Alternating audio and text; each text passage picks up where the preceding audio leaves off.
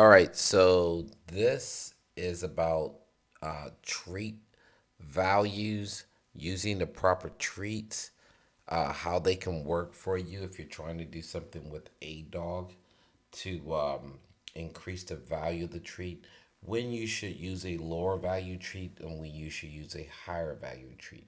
Okay, so in this first clip, I am using the dog's kibble as treat. I have kibble of the dog's dog food. I have it in a bag. It's Ziploc. And as you can tell, the dog was reacting, but it wasn't very high. So it's a low value treat. They eat it every day. It's, their regular standard. Now I have Vienna sausages. I've cut up a bunch of little Vienna sausages and I'm using that. If you can see, her value is starting to increase. She's starting to focus a lot more on me because I'm using a higher value treat than I was using with the kibble. Now, this is extremely important. A lot of people go to the pet store and they buy pre made treats from the store. The dog eats it, they kind of eat it, they're not really into it. You gotta remember these treats are made in mass. So the value really depends on the dog sometimes. Sometimes these treats are just not it. They just don't get it done. Okay? And it doesn't keep the dog's attention on you, the engagement. Now we're doing a case study where we're checking Dora's treat level and we're switching out with different treats. And you can see she's really focused on me because I brought out the Vienna sausage. Now I'm gonna bring out some turkey bacon. Turkey bacon is really good. Dogs love it. It's very healthy for them. And now you see she jumped on me. She once she smelled the turkey bacon, she got really active, right? She really wants the turkey bacon. So she's really focused on me. She's paying attention. She's sitting automatically. She's hopping down. She wants that turkey bacon. Okay. So the level of this treat, I'm gonna rate it at a three. The other one was a two, and the first treat was a one. This is a three. Now, I've got Dora's attention because I'm using a higher value treat than her dog food. Yes, using dog food is something that trainers often use, but the value isn't high. And you want to drop the value if the dog can't focus on you. So that's a good way to drop the value of the treat. Now I'm gonna bring out chicken, unseasoned chicken, cooked chicken. Dora is really paying attention. She went on the plate. She's looking down for the food. She thought I dropped it. She's really hopping down. Now I'm seeing her move a lot quicker, right? So the value of this treat is a lot better than the turkey bacon her. She's recalling. I've raised the value of the treat. So that means I raised the engagement and her ability to want to do and drive her. I'm raising her adrenaline, her drive to want to do the command, right? If the value of the treat is pretty high, the dog is going to engage with you and they're going to complete the task.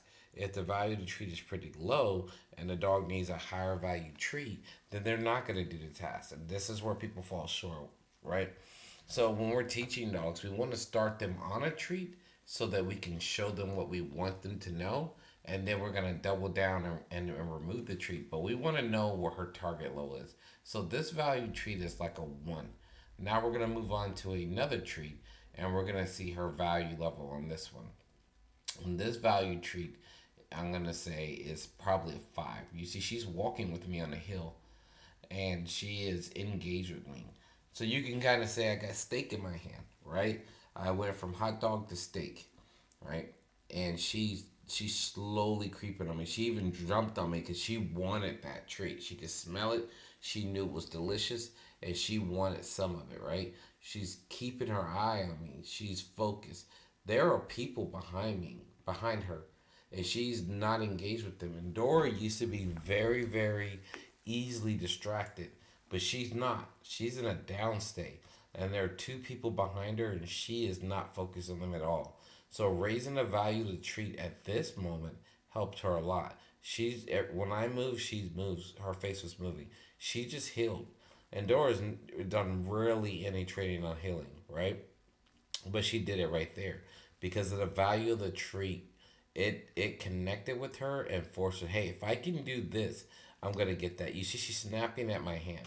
So having a higher value treat, and sometimes it's important when you want pure engagement with the dog. If the dog is too into you, you want to drop the value of the treat so that the dog can process what you're trying to show them, right? You can see she's doing a down from a distance. When I went down, all I had to do is put my hand down and she did it, right? If the value of the treat was lower, I would have to go all the way in and probably tug on the leash to get her to go down.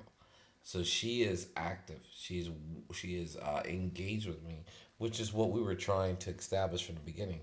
But again, guys, you're gonna have to go through several treats to find out what it is your dog likes. Right? Your dog might like Vienna sausages. They may not like Vienna sausages. Your dog may love chicken, and some other dogs don't really care for it. So your dog may do just fine on their kibble. So understanding the value of the treat for your dog is understanding it's like money. If I give a dog steak, I'm giving them $100 bill. If I give a dog kibble, then I'm giving them a $1 bill. Understanding that the value to training a dog in most cases is through the stomach, right? If you have the right treat, you're gonna get the right motivation from the dog to do what you're trying to get done. I mean, even in this video, Dora's never posted between a leg. She's never healed. And I'm able to get her to do these things following that higher value treat that I have that's ranked as a 5. Okay? So understanding the level of treats, the value they hold, and how to deliver them to your dog is going to be the difference in you trying to train your dog and not getting in any results. Okay, so higher value treats mean great. Lower value treats sometimes aren't great, and lower value treats sometimes are good.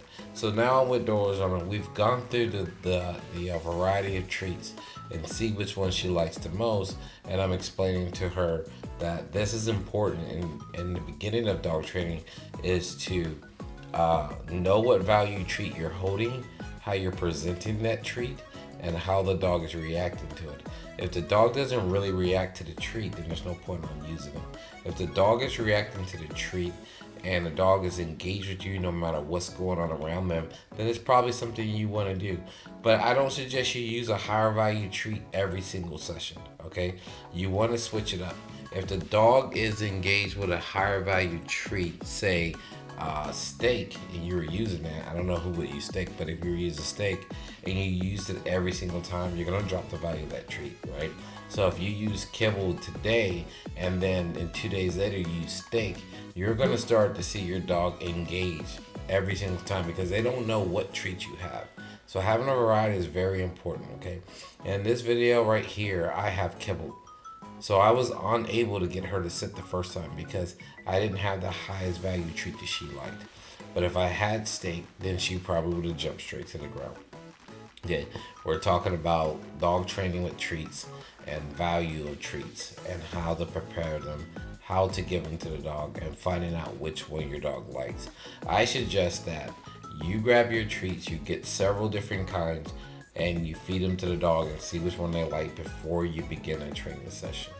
So that's treat value. I hope this helped you out a whole lot. Why some trainers or some people are able to get more out of their dogs than others because they're not using a higher value treat or a lower value treat to get the dog to relax. I'm Rodriguez Carter. This is Madison Bell. You guys be good. That's Dora. She's doing amazing. Watch her finish. She's going to finish strong this week. And we're out, guys. Be good.